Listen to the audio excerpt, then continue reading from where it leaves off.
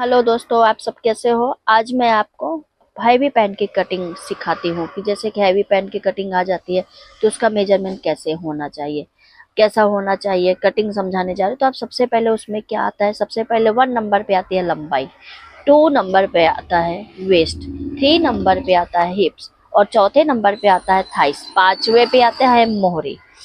मोहरी, ये हमारे 5 माप कंपलसरी होते हैं। ये 5 माप आपको लिख लेने हैं। जैसे भी अभी कोई भी साइज हो, ये तो लिखना ही है, सभी का साइज लेना है, चाहे वो मोटे हो या फिर पतले हो, जो भी हो। अब उसमें सबसे पहले हम लेंगे लंबाई। अब हम लंबाई कैसे लेंगे, जहां से पहनते हैं वहां से मेजर टेप रखना है। और आपको एंकल है तो जहां से मोहरी मापते हैं वहां से 3 इंच ऊपर लेना है। मोहरी के ऊपर से 3 इंच लेना है अगर एंकल लेना है तो। अगर उसको फुल लेना है तो आप नीचे तक पूरी लंबाई ले सकते हो। अब नंबर 2 पे लेना है। नंबर 2 पे हमारा क्या हमने लिखाया था, हमने वेस्ट लिखाया था। तो अब हम जहाँ से सलवार कमर, जहाँ से हम सलवार पहनते हैं वो हमारा कमर का माप होता है, वहीं से हमको पैंट का माप लेना है। हमने वेस्ट का माप ले लिया है तो उसमें आया है 36 और 36 वेस्ट आया है। ओके, 36 वेस्ट के बाद में हम लेंगे हिप्स का माप।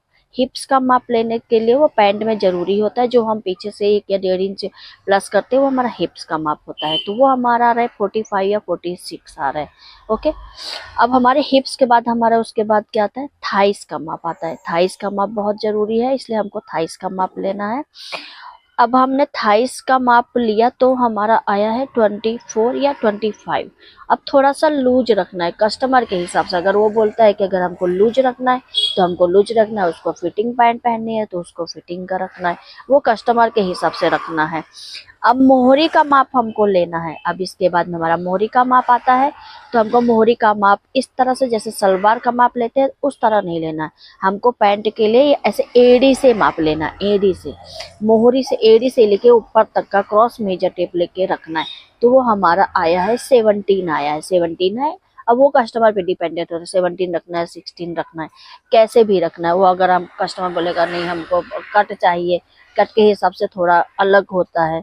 अगर उसने बोला मुझे सिंपल चाहिए तो उसके हिसाब से भी सिंपल हो जाता है।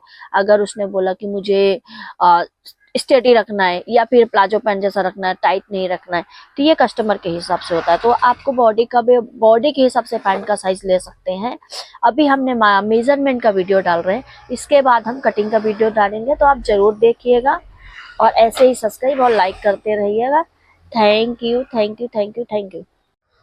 हाय दोस्तों, आप सब लोग कैसे हो। आज मैं आपको छोटी सी ट्रिक बताती हूँ।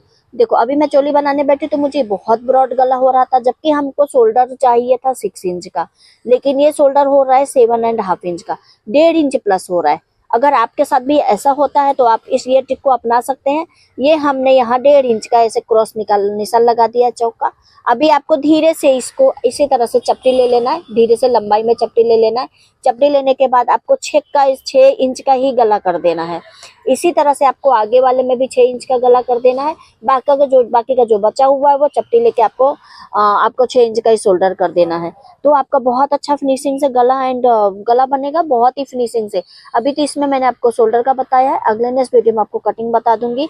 ऐसे हर एक चोली में प्रॉब्लम आता है तो आप इस तरह से करके सॉल्व कर सकते हैं। आप ऐसे छोटी छोटी ट्रिक जानने के लिए जानवी टेलरिंग में फॉलो एंड सब्सक्राइब करें। अब इंस्टाग्राम पर जानवी टेलरिंग की आईडी है, आप उस पर भी देख सकते हैं। Thank you.